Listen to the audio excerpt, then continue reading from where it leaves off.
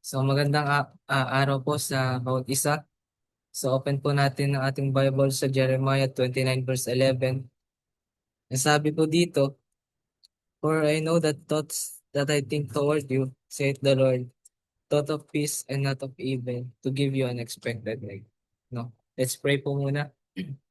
Lord, salamat po sa araw na binigay niyo po sa amin upang po makapag-aral po ng inyong salita, Panginoon. Kaya po ang patuloy na magbukas na aming puso't isipan, Panginoon. At ganoon din po na kayo po ang patuloy na bigay sa akin ng wisdom po, Lord, na maipahayag po yung aral po, Lord, na nais pong iparating ko sa amin, Panginoon. Wala po kami niling sa Panginoon Jesus. Amen. Yun lang. No, sa buhay natin, masarap mabuhay kapag yung mga gusto nating bagay is nangyayari sa ating buhay. No? Kapag yung mga naninais natin is maayon sa ating ah, plano. No? Pero kapag minsan dumarating ang circumstances na hindi natin may iwasan, no? Na talagang darating siya minsan sa ating buhay, no, tayo pa rin ba ay magtitiwala sa ating Panginoon? No? Bilang makabataan at estudyante, minsan nakakaranas tayo ng pagod, stress sa school o problema sa buhay. May mga pagkakataon na parang nawawalan tayo ng pag-asa kapag hindi nangyari ang mga plano natin. No, kapag may mga bagay tayong hinihiling sa Panginoon, no, pero kapag ito ay hindi ah, natupad, no, o hindi nangyari sa ating buhay, is minsan nagkakaroon tayo ng question, no, sa Panginoon, no. Minsan nasasabi natin, Lord, hindi naman po ito pinagpipray ko, pero bakit ganito ang nangyayari sa atin, no? Minsan nagpe-pray tayo ng blessing sa Panginoon, pero ang darating sa ating buhay is yung problem, no? Hindi natin nakikita na sa problem na binibigay sa atin ng Panginoon, ah, ay nais niya tayong maging ready, no? Maging ready tayo sa mga bagay na kanyang ibibigay sa atin, no? Yung problem na binibigay sa atin ng Panginoon is yun yung nagiging ating trials o testing, no, kung handa na ba talaga tayo sa kanyang ah, kanyang pagtupad sa ating panalangin, no. Minsan nagpe-pray tayo na Lord, bigyan niyo kami ng ah, bigyan niyo kami ng provision sa araw-araw, no, na hindi po maging ito ay limited sa aming pamilya. Pero kapag ito'y dumating na at hindi tayo handa, is nandun po pasok yung ah, hindi natin pag-appreciate, no, sa mga bagay kapag yung minsan hindi na natin napapansin yung sa simpleng pagkain na binibigay sa atin Panginoon, is kapag hindi tayo ready sa kanyang provision, is dun hindi natin na-appreciate yung mga simpleng bagay na dumarating sa atin, no. Ang hope o pag-asa ay hindi lang simpleng pagnanais na maging okay ang lahat. Ang tunay na pag-asa ay pagtitiwala na may magandang plano ang Diyos para sa ating lahat. No, ah, naalala po ba natin yung kwento po sa Noah's Ark? No, yung si Noah, inutusan siya ng Panginoon isang araw habang siya itulog, no? Na kinausap siya ng Panginoon, no? Na gumawa siya ng ark with exact length and width, no? At dahil daw may darating na ah, ah, malakas na pag-ulan, no, at matinding pagbaha, no, kung si Noah is pinairal niya ang kanyang isip, no, kanyang pride na that time, no, kasi that time is hindi pa ah, yung oras na yun is hindi pa sila nakaranas ng simpleng pagulan, no? Kaya kung sasabihin niya sa kanya ng Panginoon, kung papairalin niya ang kanyang sariling pag-iisip, is hindi siya agad-agad magtitiwala, no? Kaya nandun yung kanyang buong faith, buong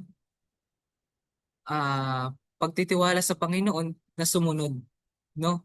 At dumating pa sa times na umabot ng 20 years kung di ako nagkakamali na ginagawa niya yung ark na yon. No, kung si Noah is wala ang kanyang puso na magtiwala sa Panginoon, pagkalipas ng 1 taon o 10 taon is suko na siya, di ba? Kasi ah ganong katagal na panahon is hindi naman ano eh, yung sa tao pag may ganong katagal tayo nag-aantay is naisip natin na parang wala namang nangyayari, itigil ko na lang kaya to, no? Kaya minsan sa buhay natin kailangan natin ah, lumapit sa Panginoon, no? Para mas maintindihan natin ang kanyang nais, will para sa ating buhay. Kapag may pagsubok tulad ng no, as a student, hirap sa pag-aaral, yung minsan na main problem ng ah, estudyante kapag siya ay nasa school na is ah, yung, yung sa pag mag-exam na lang. Na sa pag mag-exam, ang laging prayer, no, ng estudyante na Lord, bigyan niyo ako ng wisdom. No, pero pag pinapray natin yung sa Panginoon na bigyan tayo ng wisdom, pero tayo naman ay walang ginagawa no, hindi tayo nagre-review, hindi natin ah, nilalaan yung oras natin no para mag-review at aralin yung mga lessons, is baliwala na tayo pa ay nag-pray, no? Kasi nais ng Panginoon na habang tayo ay nagpe-pray is nais niya makita sa ating buhay na may ginagawa tayo para sa ating pinagpe-pray.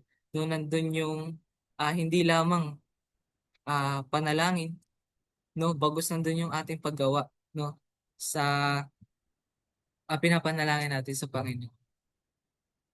Maaring panghinaan tayo ng loob, pero tandaan natin na hindi tayo pinapabayaan ng Diyos. No? Ang kanyang plano ay laging para sa ating kabutihan. No? Huwag nating iisipin na minsan nag, magpipray tayo ng ah, Lord, sana ah, manalo ako. Halimbawa, may sinalihan kang isang ah, ito yung raffle, no? Mananalo ka ng sabihin nating 1 million na sumali ka doon. Tapos nagpray ka sa Panginoon, no? Tapos hindi natupad, no? Huwag nating isipin na negative na agad. No, isipin natin na laging positive, no? Kaya hindi siguro tinupad ng Panginoon ang aking panalangin dahil din siguro kapag ito'y aking natanggap is ako'y malalayo sa kanya. No, marami sa simbahan na kapag ang isang bata is habang bata pa siya nasa simbahan siya, palagi niyang pinapanalangin sa Panginoon na Lord, sana makapagtapos ako ng pag-aaral. No, nung nakapagtapos ng pag-aaral sa college, pinag-pray niya, Lord, sana makapagtapos ako ng college. No? Nung dumating sa point na nakapagtapos ng college, is nag-pray siya sa Panginoon na Lord, sana magkaroon ako ng magandang trabaho. No, nung time na ang isang bata na nalangin simula pagkabata hanggang yung pagkatapos ng college, is nung nakatanggap siya ng magandang trabaho is dahil hindi niya sinik ang will ng Panginoon, is nasilaw siya sa mga opportunities no na isa sa dahilan bakit nagpalayo sa kanya sa kalooban ng Panginoon, no, sa laki ng kanyang sinahod, sa laki ng kanyang mga income is hindi niya na-appreciate, no, minsan nakakalimutan niya na yung pagsimba, no, dahil nagiging busy siya sa mga ginagawa niya ah, sa kanyang trabaho para ma-maintain yung ganong kanyang sahod, no. No? At lagi lamang po natin tandaan na tayo ay lagi magtiwala sa Diyos kahit hindi po natin naiintindihan ang kanyang pinapagawa sa atin, no? magpatuloy sa paggawa ng mabuti at wag sumuko. No, pangatlo, magdasal kapag nakaramdam ng panghihinang loob, alalahanin na may magandang kinabukasan na inihanda ang Diyos. No, yung kwento po na yung kay Isaac at kay Abraham. No, sabi ng Panginoon na yung isusuko niya ang buhay ni Isaac, no? No, kailangan niyang i-over, no? Si Isaac is matagal nang pinagpipray ni Abraham sa Panginoon, pero dumating din sa point na sa kanya na question niya ang Panginoon, no? Na sinabi siguro na, Lord, bakit si Isaac, no, matagal kong pinag-pray sa inyo to, na at ngayong inyong tinugon is nais niyo kuhanin, no? Pero dahil si Abraham ay nagtiwala at nanampalataya sa Panginoon, is doon niya nakita, no, na ang Panginoon ay gustong subukan ang kanyang pananampalataya sa kanya, no? That time na itatarak niya ng kanyang ah ah, punyal sa leeg ni Isaac, is pinigilan siya ng anghel, no? At doon nakita niya ang provision ng Panginoon, no?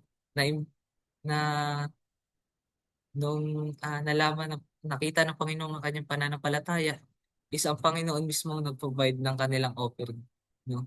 So, yun lang po, na patuloy lamang po tayong magtiwala sa Panginoon, na in times na kahit hindi natin makita ang kanyang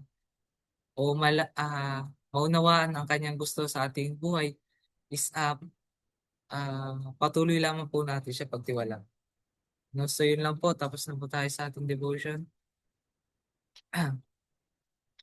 So let's pray po. Lord, salamat po sa aming pag-aaral, Panginoon, na aming ah, nabasa sa inyong salita, Panginoon.